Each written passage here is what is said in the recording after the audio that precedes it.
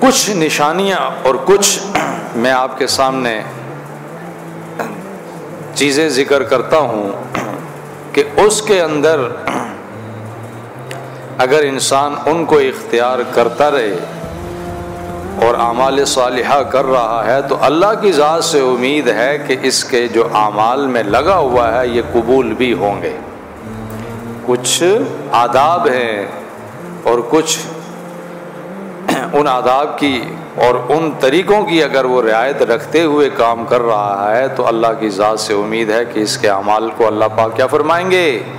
قبول بھی فرمائیں گے۔ تو ان میں سے جو سب سے پہلی اور بنیادی چیز ہے جو قرآن میں بار بار ذکر فرمایا کہ عمل کی قبولیت کے لیے جو اولین شرط ہے وہ کیا ہے بھائی؟ ایمان ہونا چاہیے۔ کیا ہونا چاہیے؟ ایمان ہونا چاہیے۔ ایمان سے مراد عقیدہ درست، صحیح عقیدہ، صحیح نظریہ اور صحیح عقیدہ ہونا چاہیے، اور اس کے بعد اب جو عمل خیر کرے گا اللہ کی ذات سے امید ہے کہ وہ قابل قبول ہوگا۔ ایک لَإِنْ أَشْرَكْتُمْ لَيَحْبِطَنَّ عَمَلَكُمْ وَأَنْتُمْ مِنَ الْخَاسِرِينَ۔ اللہ نبی علیہ السلام کو مخاطب ہے، فرمائیں کہ اگر آپ جیسی ہستی بھی شرک کا ارتکاب کر بیٹھی لَيَحْبِطَنَّ عَمَلَكُمْ، تو تمہارے اعمال بھی ضرور ضائع ہو جائیں گے۔ اعمال ضائع ہونا تو دور کی بات ہے، من الخاسرین، خسارے والوں میں بن جاؤ گے۔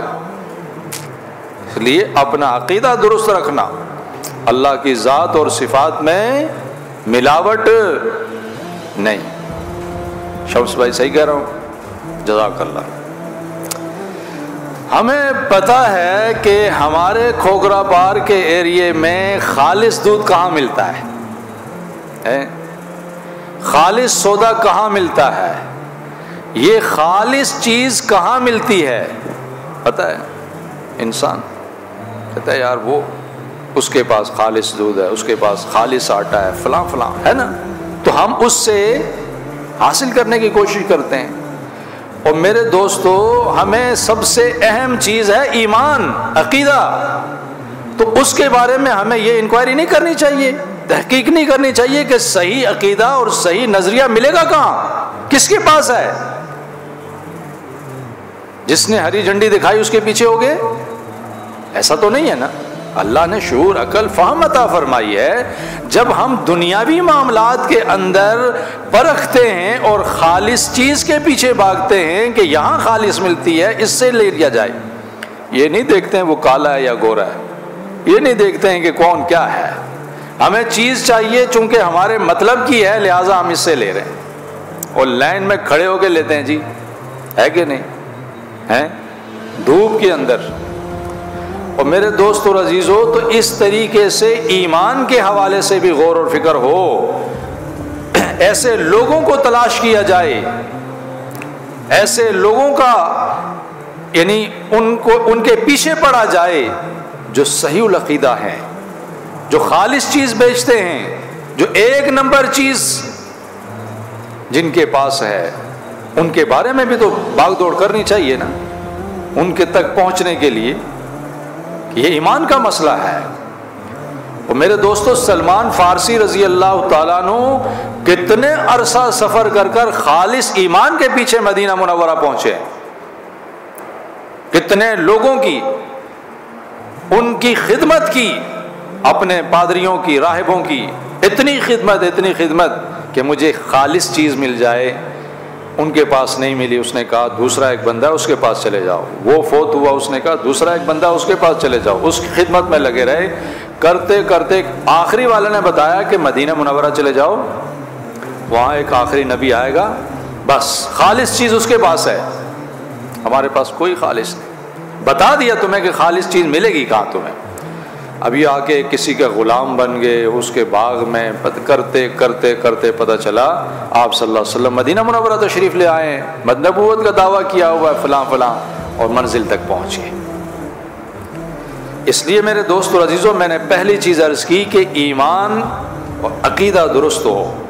اب اس کے بعد الذین آمنوا وعملوا الصالحات، وہ لوگ جن کے پاس خالص ایمان ہے، اب اس کے بعد وہ اعمال صالحہ میں لگتے ہیں تو طوبی لہم وحسن مآب، ان کے لیے خوشخبریاں ہیں اور ان کے لیے اچھے ٹھکانے ہیں اور ان کے لیے اللہ کی طرف سے اعزاز اور اکرامات ہیں.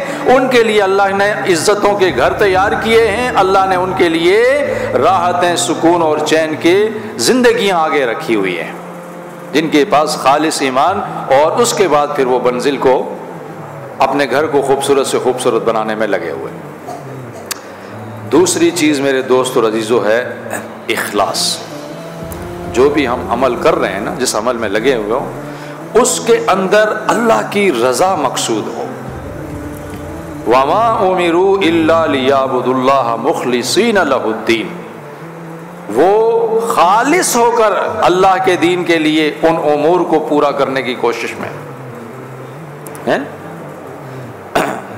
اللہ جل جلالہ نے دوسری جگہ فرمایا کہ اللہ پاک تمہاری صورتوں کو اور تمہاری شکلوں کو اور تمہارے مالوں کو نہیں دیکھتے، وَلَكِنْ يَنْظُرُ إِلَىٰ قُلُوبِكُمْ، تمہارے دل میں کیا ہے یہ دیکھتے ہیں اللہ پاک کہ اس کے دل میں میری رضا کتنی ہے. اس لیے تو روایت مبارکہ میں آپ صلی اللہ علیہ وسلم نے فرمایا، ارے میاں تمہارا ایک کھجور کا دانہ دیا ہوا اخلاص کے ساتھ وہ اللہ کے ہاں احد پہاڑ سے بھی اجر میں بڑھ جاتا ہے. لیکن اگر احد پہاڑ یا اس سے دوسرے اور پہاڑوں کے نام لکھے، اگر اتنے سونا چاندی کیوں نہ صدقہ کر دو، لیکن اس میں کیا ہے، او ہو کیا مالدار آدمی، کیا اللہ کی راہ میں خرچ کرتا ہے جی، کیا جی مقصود نام و نہاد اور اپنا. تو فرمایا کہ تمہاری یہ چیز اس عمل کے لیے وبال ہے نہ کہ، اس لیے فرمایا آپ صلی اللہ علیہ وسلم نے کہ اخلاص والے ہدایت کے چراغ ہیں، ان کی وجہ سے آئے ہوئے عذابات ٹل جاتے ہیں، فتنے دور ہو جاتے ہیں. تو میں نے عرض کیا کہ پہلی چیز عقیدے کا درست ہونا، نمبر 2 اخلاص اللہ کی رضا، اور نمبر 3 عمل صحیح عقیدے کے ساتھ ہو رہا ہے، اللہ کی رضا کے لیے ہو رہا ہے، لیکن ساتھ میں اتباع سنت کس کے طور طریقے سے ہو رہا ہے، اپنی چاہت کے مطابق، اپنے بڑوں کی چاہت کے مطابق. اتباع سنت، جو عمل خیر ہو رہا ہے اور اللہ کی رضا کے لیے ہو رہا ہے، اس میں اتباع نبی کی ہونی چاہیے. اتباع سنت، وما آتاکم الرسول فخذوہ وما نہاکم عنہ فانتہوا، جو تمہارے رسول نے تمہیں دیا اس کو پکڑو، اس کو لازم، اور جس سے منع کیا اس کو چھوڑ دو. یہ ہے اتباع سنت. اس میں یہ فائدہ ہے جی فلاں نہیں جی، نبی کی اتباع ہے یا نہیں.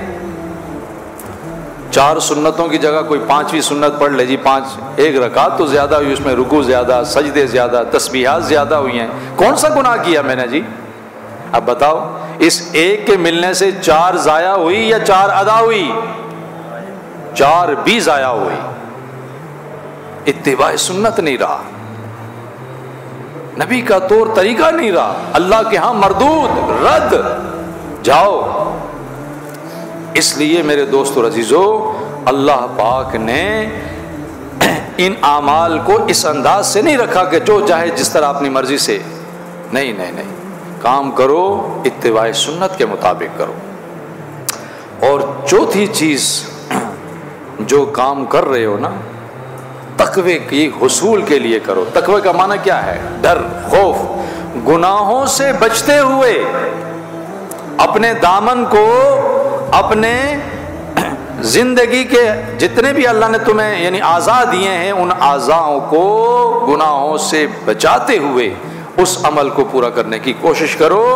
انشاءاللہ ثم انشاءاللہ جب تم اس انداز سے عمل صالح اختیار کرو گے، اتباع سنت کے ساتھ، حصول تقوی کے لیے اللہ سے ڈرتے ہوئے، ایمان نام ہی امید اور خوف کا ہے، امید اور خوف کا ہے کہ پتہ نہیں کیا ہوگا، اور امید بھی ہے کہ اللہ معاف کرنے والا ہے۔ آپ صلی اللہ علیہ وسلم نے فرمایا ارے یہی تو ایمان ہے کہ یہ بندہ جو ابھی ڈر بھی رہا ہے اور خوف بھی کھا رہا ہے اور امید بھی رکھتا ہے کہ اللہ خیر کا معاملہ کر دیں گے، لیکن ڈرتا بھی ہے کہ پکڑ لیا تو پھر اس کو ایمان کہا جاتا ہے۔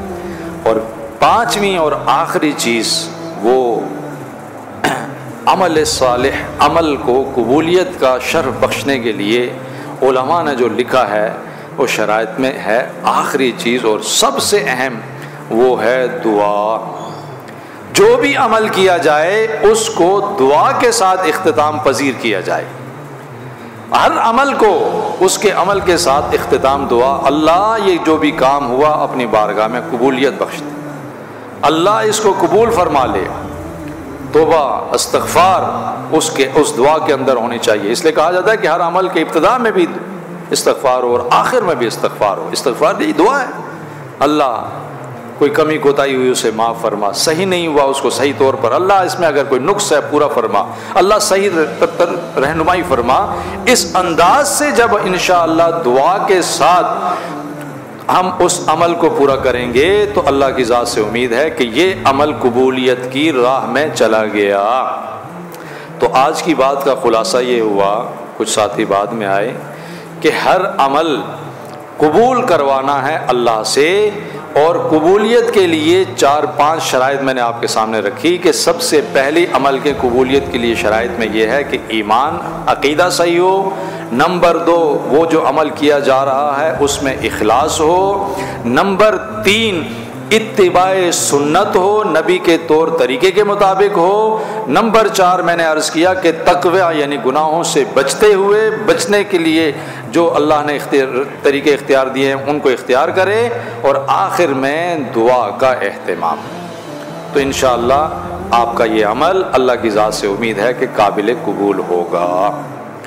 اللہ پاک مجھے اور آپ کو ہر عمل، نیک اعمال، ان شرائط کے کام